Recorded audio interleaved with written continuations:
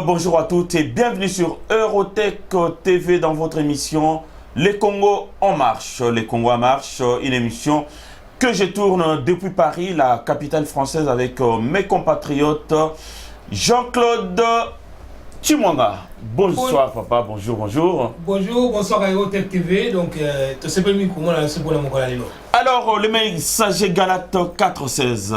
Il y a eu un mot papa. Bonjour, bonjour Eurotech, mais c'était fin. Et c'est un peu la commune malgré tout ça qui n'a sangualiwa.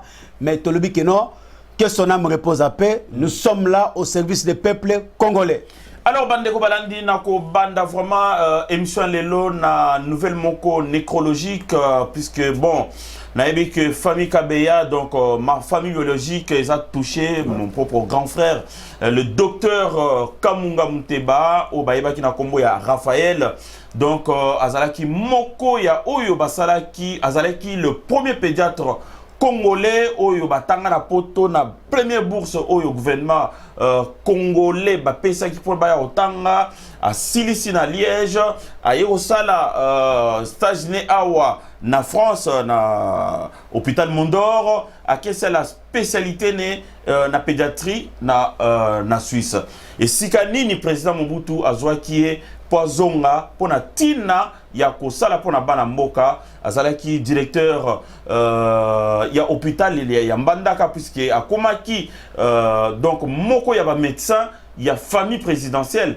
donc azalaki na Mbandaka azalaki directeur donc médecin directeur na Mbandaka kendeki Bikoro atambola ngambo wana tout mobimba aye kozonga mama yemo donc ba poste de responsabilité aye kosukisa na la gazette médicale oyo batu baebi bien ezaki na colonel Ebeya na Gombe donc paix à son âme et surtout je fortifie toute ma famille na moi lelo toyebi ke ebembenan bakundite a kufeli na Edmonton na Canada. Donc on a pesi famille momba o basangani pour na tina ya kokundae na pesi bango mbote et puis je suis de cœur avec eux.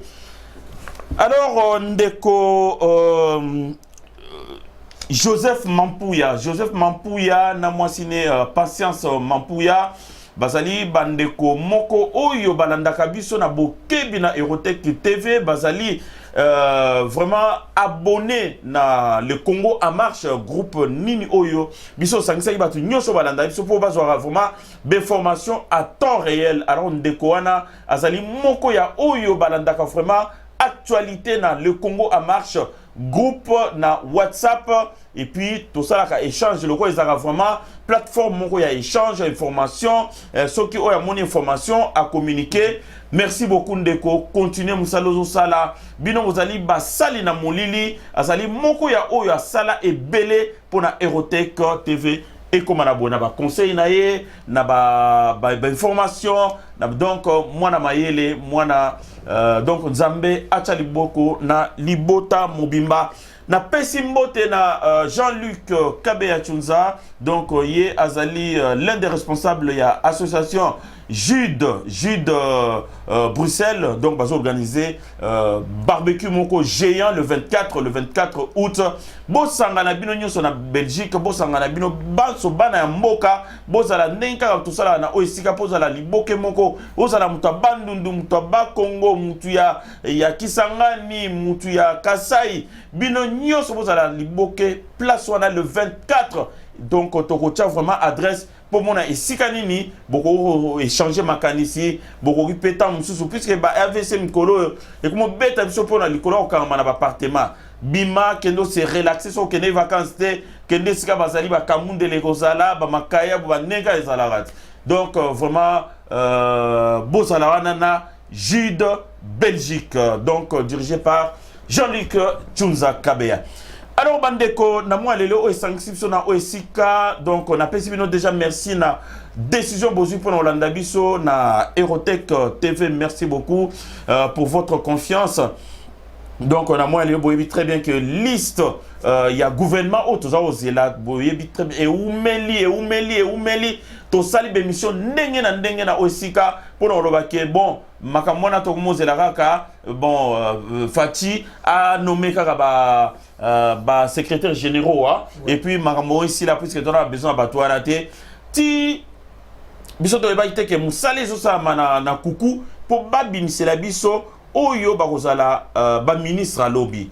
Donc, tu as vu que dans côté cash, Jean-Marc Kabunda Ozali, président, vice-président de l'Assemblée nationale, Azaki na équipe wana na compte à cash, Tozalaki na avocat maître Mayo, Azalaki wana donc Azali Moko ya UNC, donc Azalaki wana na compte à cash, de l'autre côté Tozaki na bato FCC, Oyo Bazalaki ko sa la discussion pour être batu na batu ba présenter batu oyo ba kozala ministrable na gouvernement premier gouvernement il y a président Félix Tshisekedi liste et bimaki ba remeta ki on a premier ministre Ilunga Sylvestre Ilunkamba Ilukamba atali ba kombo ezalaki wana a présenter liste et pas ya président Makambo et bandi wana bandeko Makambo et bandi ta liste et commis na bureau ya président de la République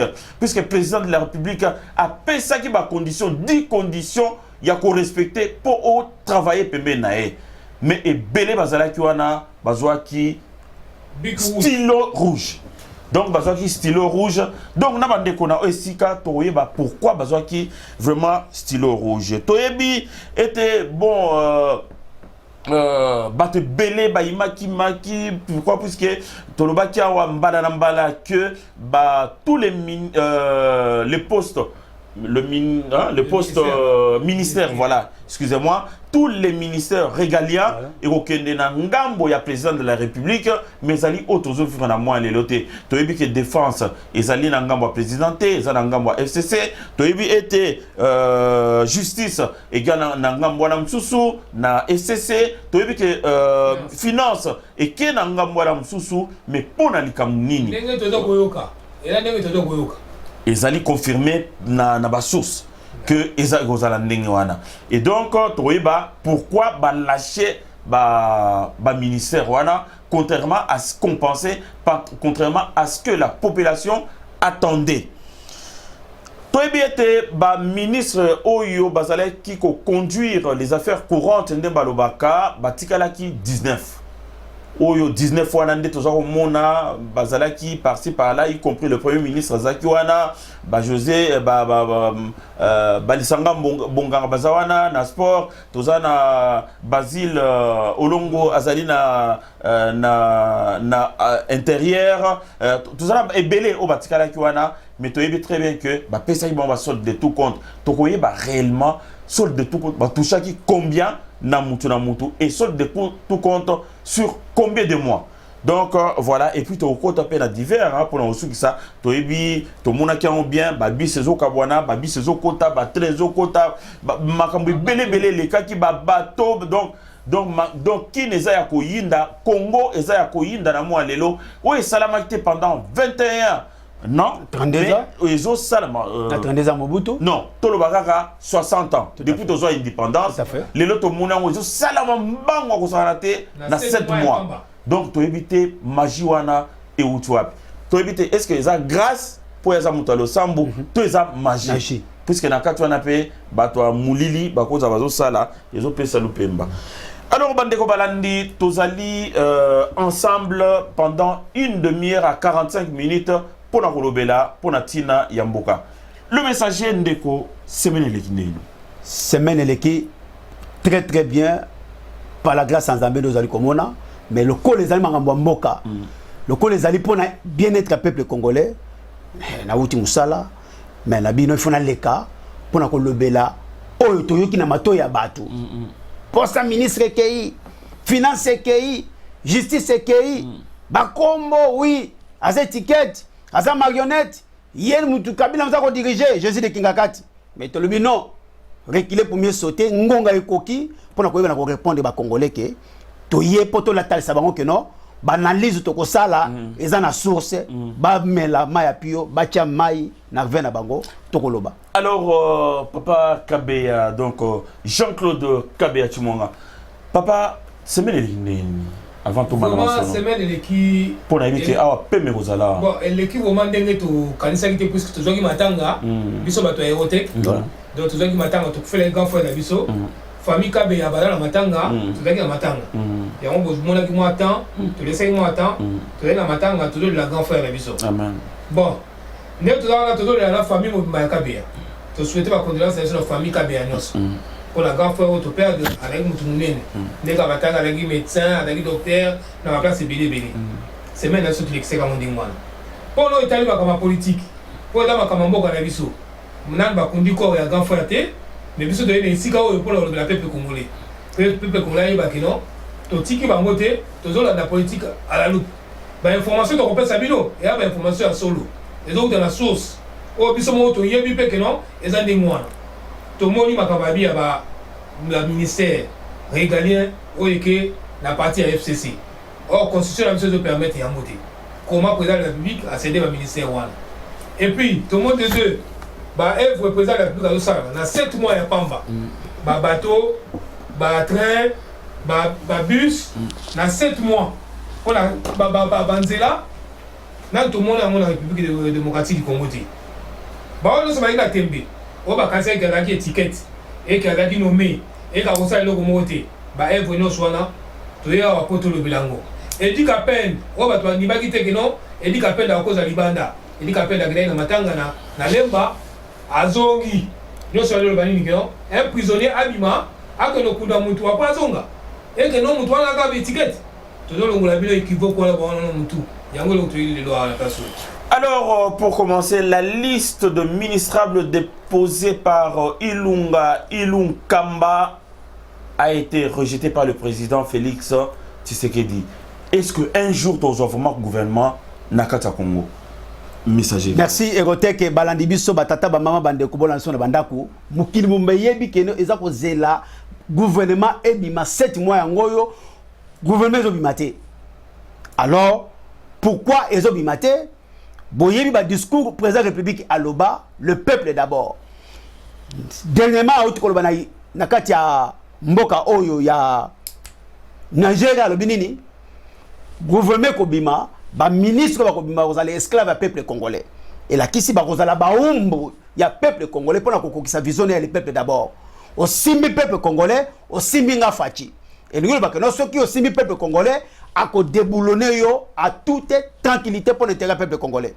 Mais maman ya makambo avant to kota na liste oyo ebimi mais boyoki kino etambolaki aibisi bango poste moko 3 noms de jamais vu, de jamais entendu na kata Congo.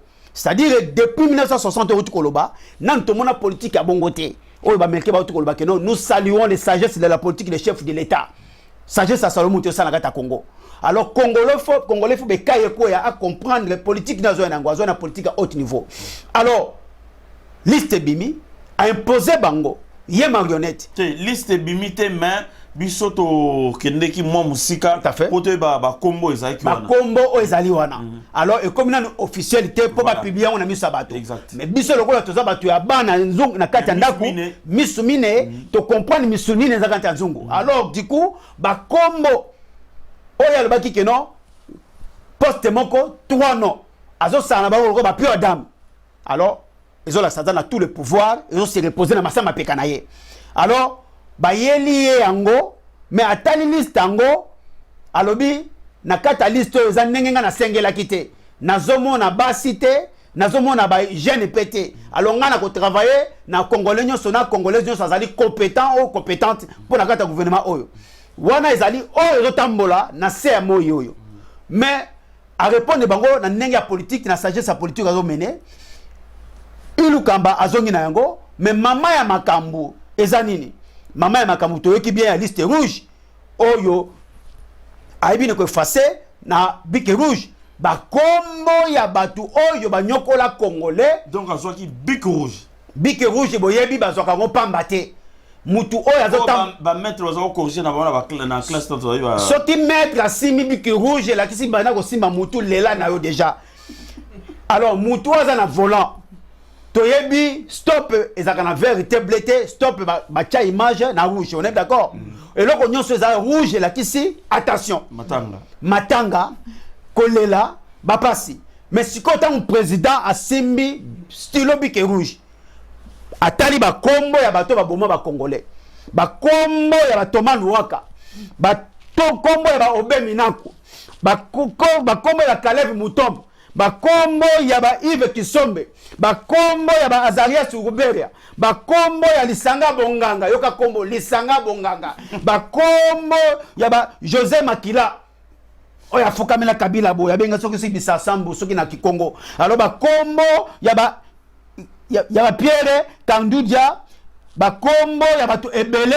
o boyebi bakombo ya oyo aboma kamwena sampo boyebi Boshab Evariste Boshab bakombo na tangu eye nde bakombo oyo baza après 100 président retenu ka 26 mais 100 wana baza na kata liste rouge asimble bango stylo rouge a effacé bakombo na bango azongisiele yango premier ministre akenango wana za masolo ya kati mais on a moya wa alobeli kaka keno oui nazomona kombo ba jeune té nazomona kombo ba na basité gouvernement nge faisala équitablement yango mama makambuto yango yango wana bazali déjà déboulonné en totalité alors ndeko liste wana siko ekei e fana na bureau ya président ndeko utoloba président azolango puisque but que zaki mbana mais ça on se pose hein tant wasimbi stylo rouge a barré ba kombo liste wana ezongi e pa ya Ilukamba liste wana na minute liste wana ikoza la place libre.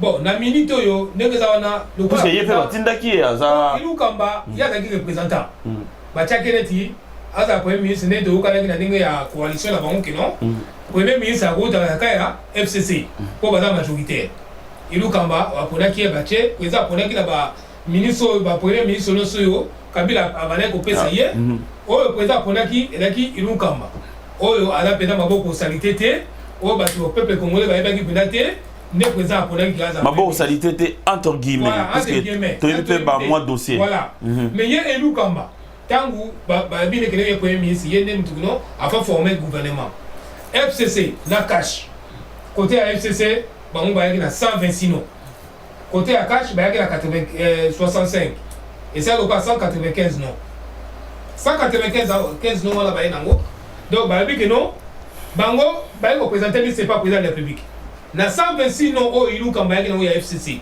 président de Bika tali liste wana amon batama maboko makila président biki mais non na FCC na cash bino no sami ba na moni ke non boyoka ki ba consigne na ngate boyoka ki ba kamunga na senga bino ti ba proposition na isangi na senga bino ke bo memelanga batu o bala maboko pembe maboko salité te boyelinga batu oyo ba peuple congolais yebi kino ba nyokola bango ba yiba bango ba lia bango ba boma bango ne ba kombo yelinga yi ba kombo yo konfo na nga otanga sikoyo net ba José Makila ba na Evariste Bochab ba Kisombe ba wala ba kina na président de la République non ngai soki président de la République amiko bisa na prison ngai bokata ngai bitakwira bo benga muton kombo na babiki no bakombo na zongi pesa binga bakombo ngai ngi ngote pesa zibik rouge alongoli bakombo wana nyos tout donc on a kolakisa kino yende mutuza aza commandant suprême yende mutaka ko konza mboka ya Congo yende ka président ya Congo yango to moni réaction wana yum to lobi ngai na lobi ngote po batu ko mona parce que na diki no ya zaki mo quantité teme puisque ngai question na ezaki boye liste wana président boye yango ay fasa on a bic rouge azong c'est le Ilukamba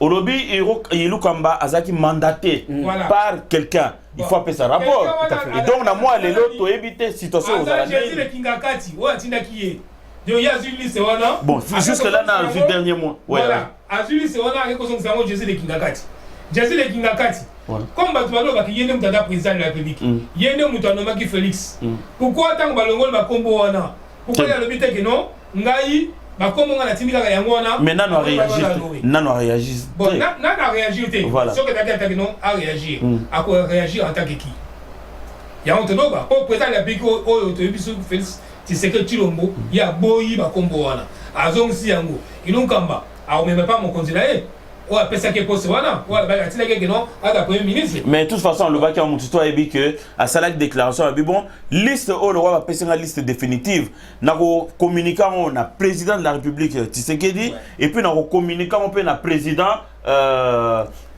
Nakigangati, président Kabila. Et donc, il y a deux présidents déjà. Le premier président a eu décision, mais toi, c'est la réponse, il y a deuxième président. Non. On a deux présidents à Congo. Mais il y a le bas qui a repris sa rapport, le président.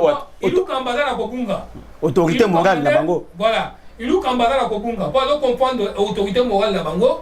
La présidence de la République. Mais à bien qui autorité morale de la télévision à l'obaki a coupé sa rapport na président. Na deux présidents. Tata on a comme la 20e heure naïe.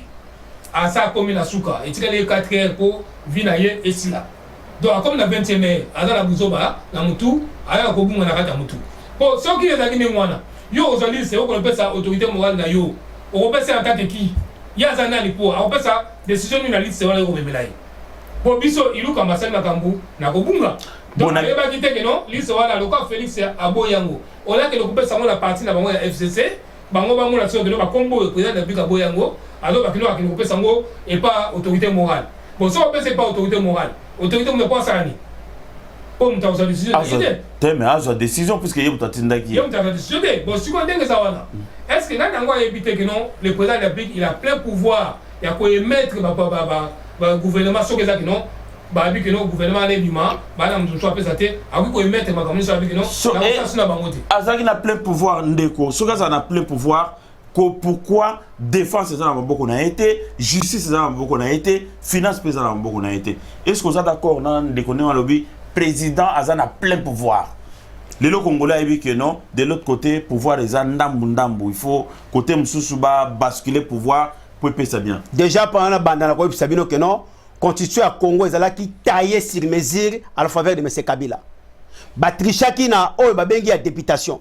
Mais Bakoka qui a rectifié la constitution congolaise. Il y a un Kabila qui dit que non, mon successeur il aura tous les pouvoirs. C'est-à-dire Fati a hérité. Oui, mais Wana Lobaki, ce n'est pas le cas. C'est parce que, voilà, Congolais, toi, Congolais, il y a autant de que non. Président a tout pouvoir. C'est Nakokoma. Parce que la constitution à Congo, ils ont rectifié.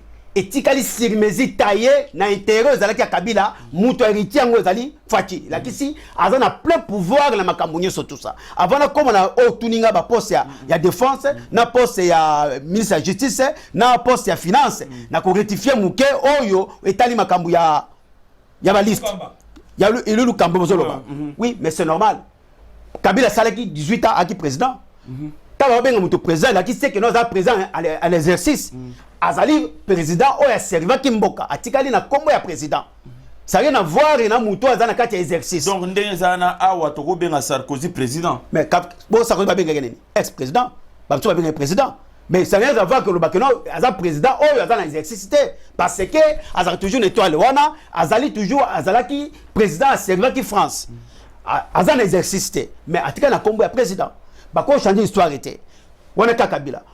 À ce qui concerne l'histoire boy, à la qui c'est que Yomutu azali plein pouvoir à effacer la liste rouge, à zongi selier parce que Mukambaza le comme musala. Oyo Kabila tindaki. Kende ko pese la ngai liste. Bato ba ponaki.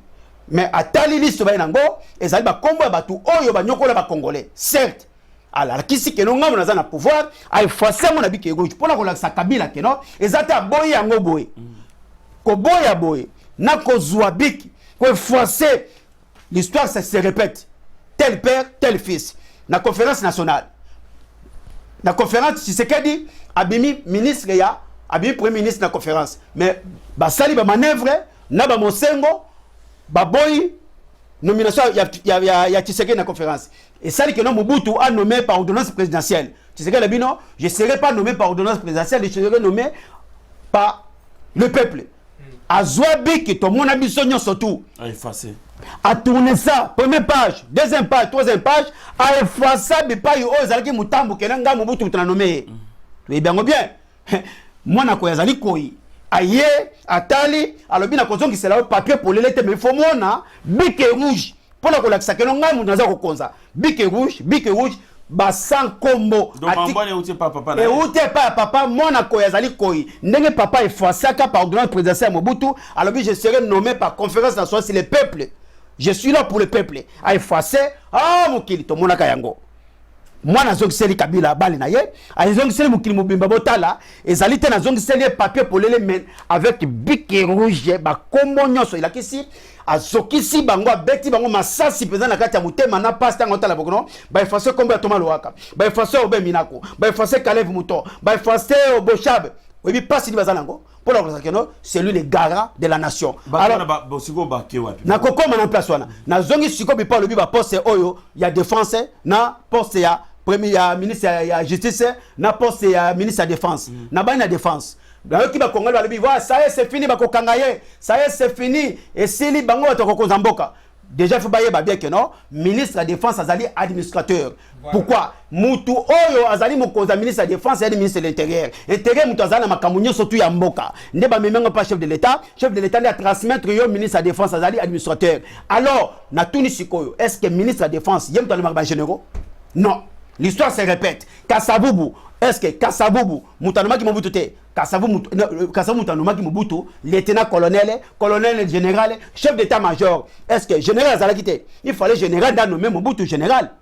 Ministre de la Défense azalaki te. Il fallait ministre de la Défense à l'époque on a nommé Mobutu ba nomination ya hiérarchie ya armée mais Salamaki le ministre de la Défense et Salamaki n'a président de la République pour te dire que non, constitution est changée. C'est le président de la République qui est garant, il est l'autorité, le commandant suprême de tout le monde. Et là, ici, ministre de la Finance, il y a des défenses à étiquette. On a le premier volet, on a répondu aux Congolais. Et là, si les Congolais, il faut réfléchir. Tout à la courte mémoire, tout ça, la devoir à la mémoire. Ministre de la Défense, c'était Moutou Anomaka Mobutu. Et c'est là que le président Kassavu Moutou Anomaki Mobutu, bah titre sur hiérarchie armée. Et là, ici, c'est le président qui commande. Voilà. On a face à go. Et là, ici, na zongi si bango ba quoi c'est des cas, il n'a pas comprendre. Justice. To côté la justice. Alors, toi qui va dire que non, justice, ça y est, c'est fini. Bako kangaye parce que bako ça la cour d'état constitutionnel. Mais bah Congolais va se tromper. L'histoire des obandis la sukobiso. Alors, to le bien.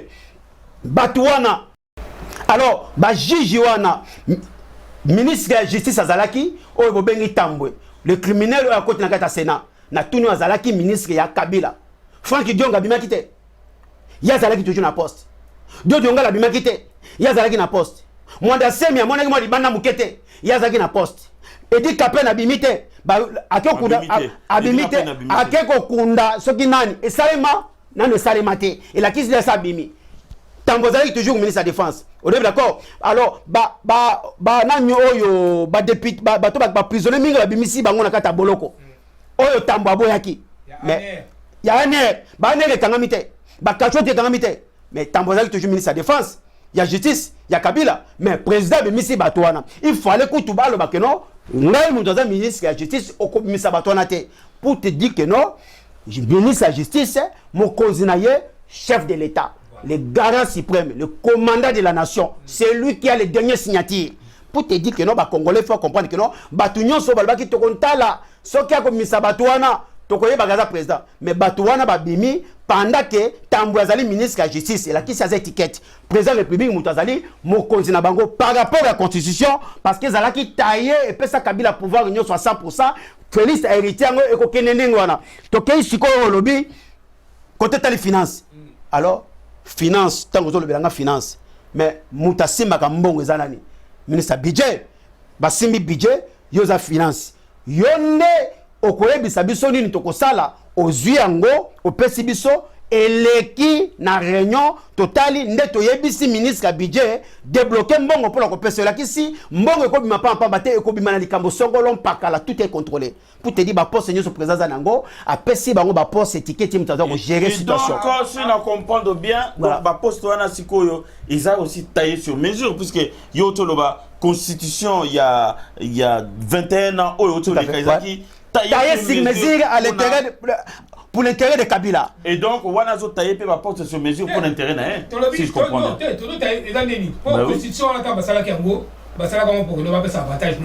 Tout à fait.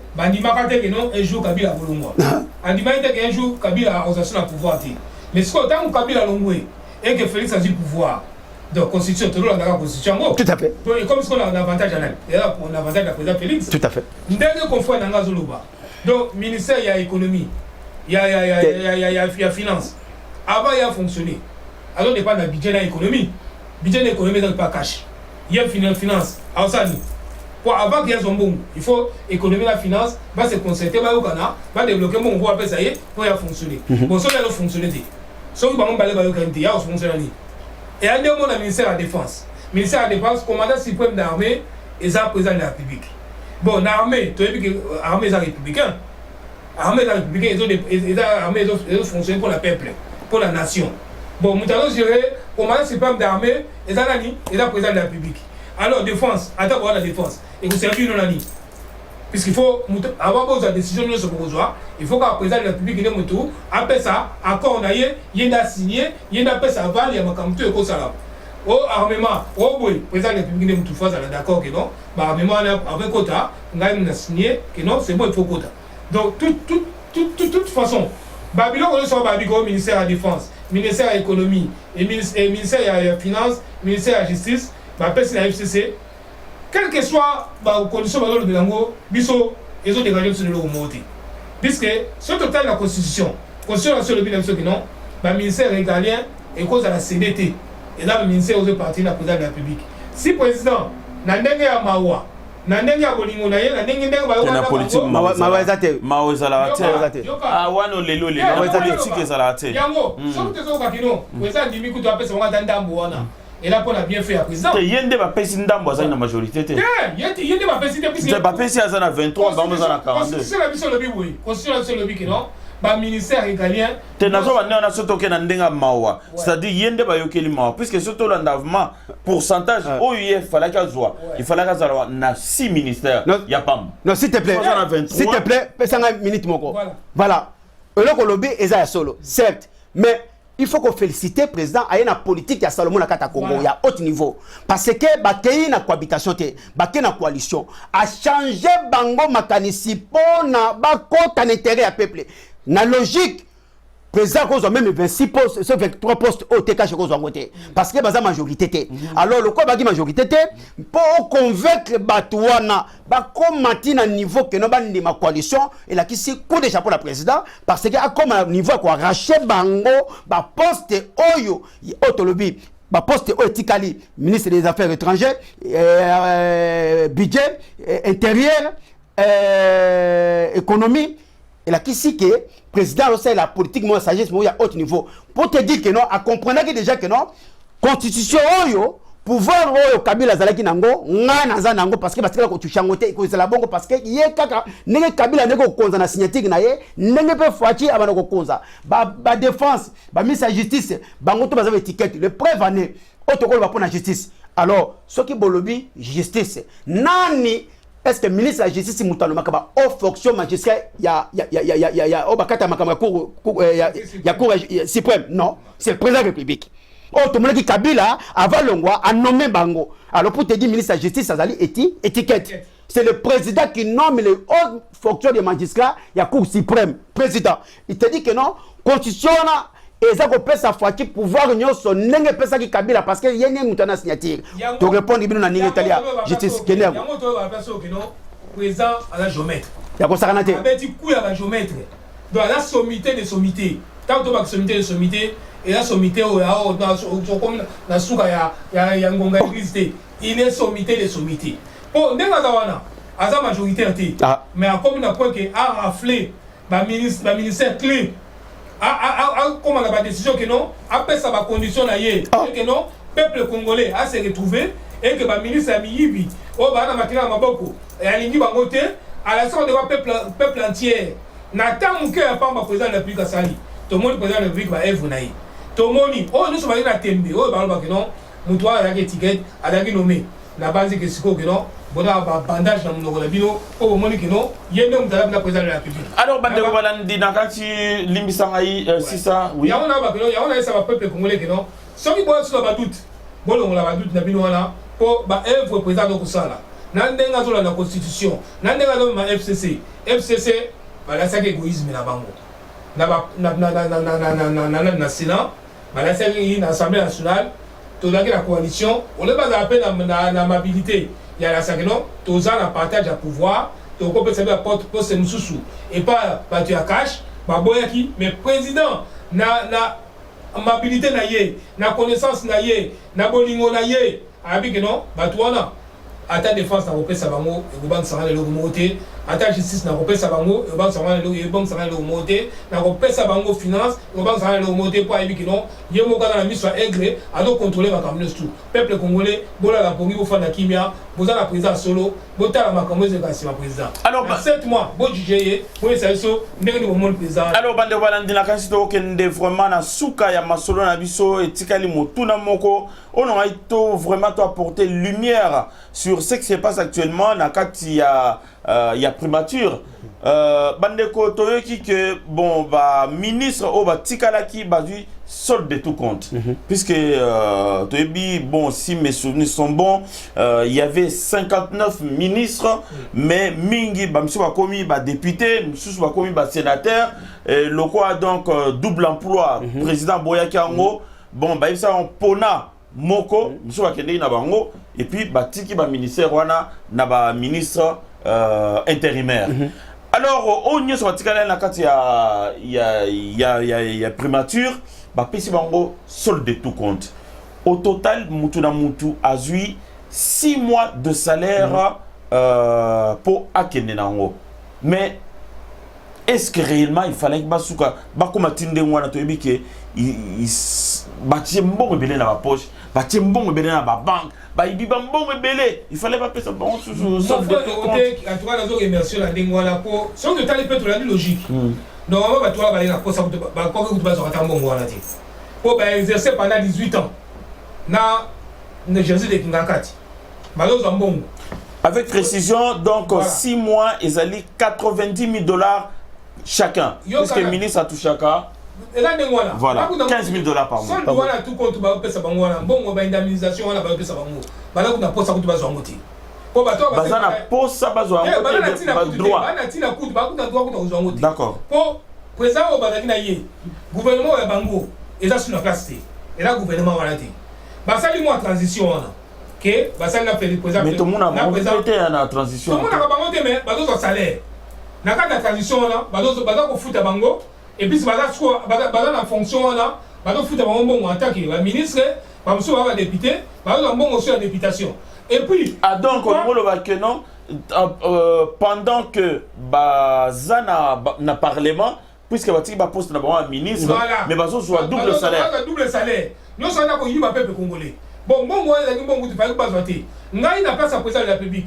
Bon, moi, on peut ça en gros 6 mois de salaire à cause de monter et là, bon, on peuple congolais, il faut dans la poche à congolais. Malheureusement, on a peuple congolais. Et puis, bah, salaire, on a choisi pendant 7 mois. Oh, le président Félix Tshisekedi, à comme président de la République, bon, moi, il ne fallait pas, on va sans Zayango, bah, donc, son pote, tout le monde a moi, là-bas, pour l'emploi. Aux joies Mbongo, et que nous, on va aller pour ça là, aux autres Mbongo, aux autres salles, aux autres Mbongo. Il même si on depuis 10 ans passés. Voilà, au consent Zayango, puisque il a trop perçu. Bango, il a trop perçu. Puisque vous avez sous la ministre, vous avez député, vous avez salaire à député, vous avez sous salaire ministériel. Donc $28 000 par mois. $28 000 par mois. Na mutu ya mutu moko et là mon congolais il faut pas qu'on s'en bongoana président le big ala pour ça on peut ça mon 6 mois.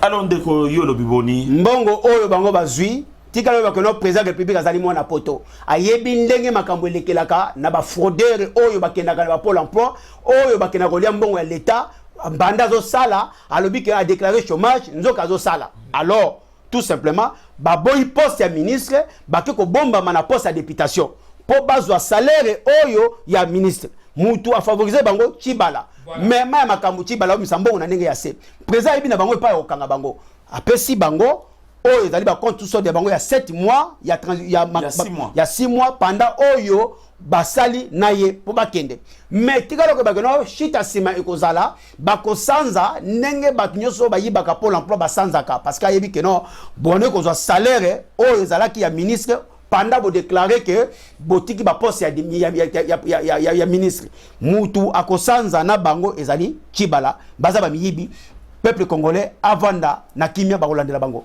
Alors bandeko balandi dans radio komi format na suka ya masolo na biso esengo eza yanga ipo na mona ndenge nini bo partageaka ndenge nini bo sabonaka massivement ndenge nini bo partageaka ba émission na biso franchement et ça la biso vraiment et touche à biso mutema na mutema bo continuer na kolanda biso bolanda Aerotech Paris bolanda Aerotech Kinshasa masolo ya bien zakoya Bolim biso mwa mikolo yo to pesa ki mwa mlai bande ko bino atu bo mesana o benga biso bolim biso to zali na ba coup de fil ebele dans la journée ceux qui to zui yo te to zala liba koute pona yo c'est simplement puisque peut-être tous en occupation sur les voilà peut-être ba coup de fil eleki tozo kokate bino ba to linga vraiment to sale la bino ba émission na kata ba téléphone toza incapable ya rosala ngo bozela ba émission na biso bokolanda puisque biso tozolanda actualité pas à pas de manière à ce que bozala vraiment na temps bozala vraiment à temps réel na information ozo utamboka ndeko na nti to komina suka masolo na biso soza loba ya suka mais très rapidement mon bota opesa na bandeko ba olanda biso ekosala bien oui ndeko Aerotech na ngala baselo ko na biki babiloko yo ya Eva salimi à 7 mois oui voilà okotsango na masolo ya suka na ndengo zo la kabaninga donc ba réalisation to ebike mwana mboka sali makambu ebele voilà ya motu ya nini oyo enregistré na mutu donc mbala moko pe opesi mwa mbote na bandeko tokola mokola kama meloman na biso boité po to moni ki makamesa bala kishasa ebele bato nyonso bomoni ke loboko ya Nzambe za na kata Kongo na to mola yango te banda Kongo ezala Kongo e koma bazayi ke sala ndene za Kongo to mola yango te président de la République en koti na 7 mois ya pamba to moni ba eva président de la République asali banzela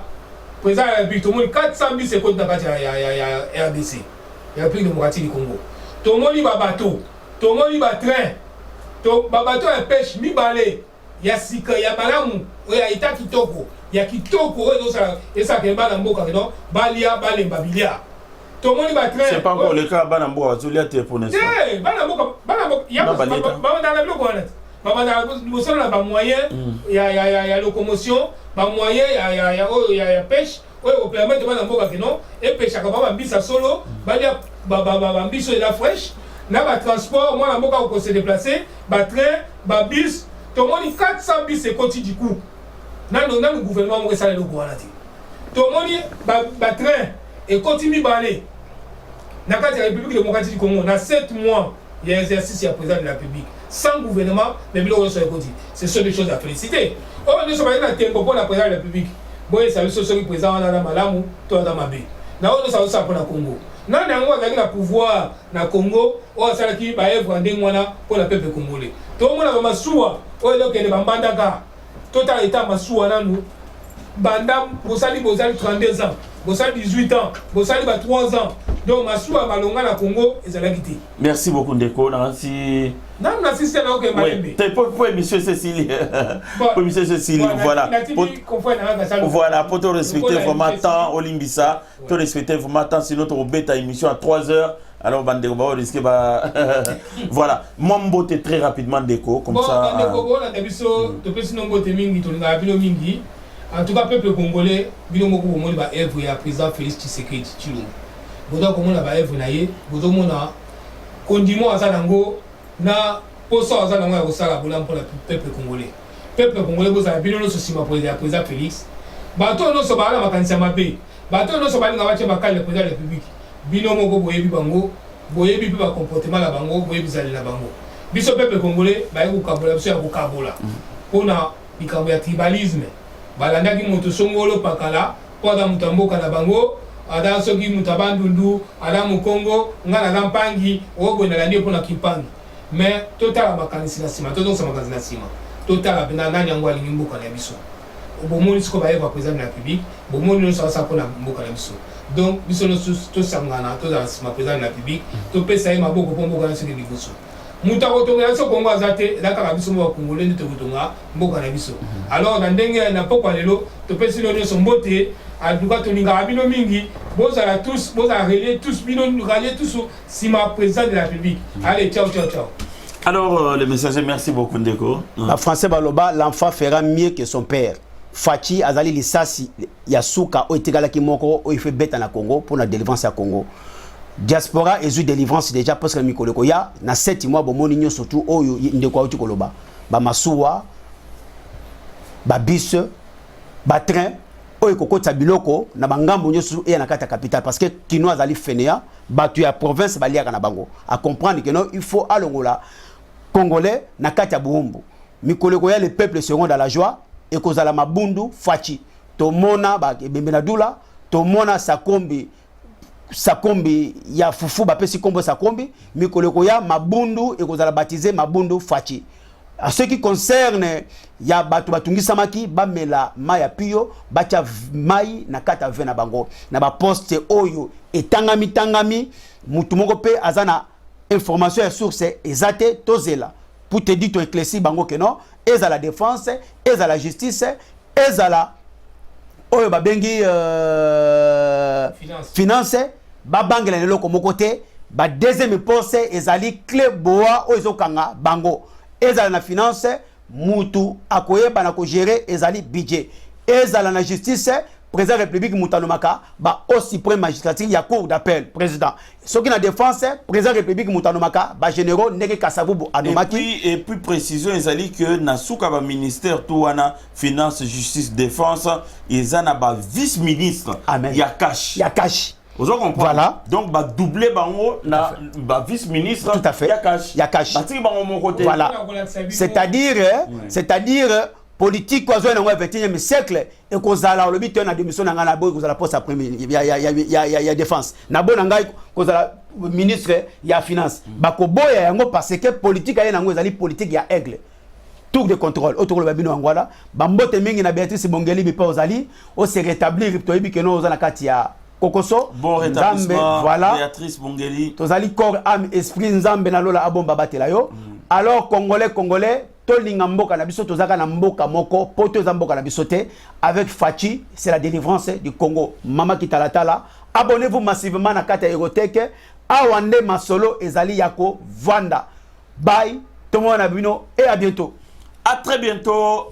Partagez notre émission, partagez massivement.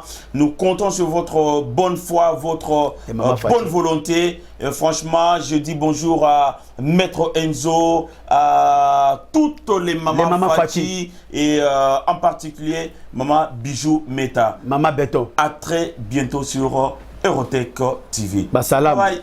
Bye.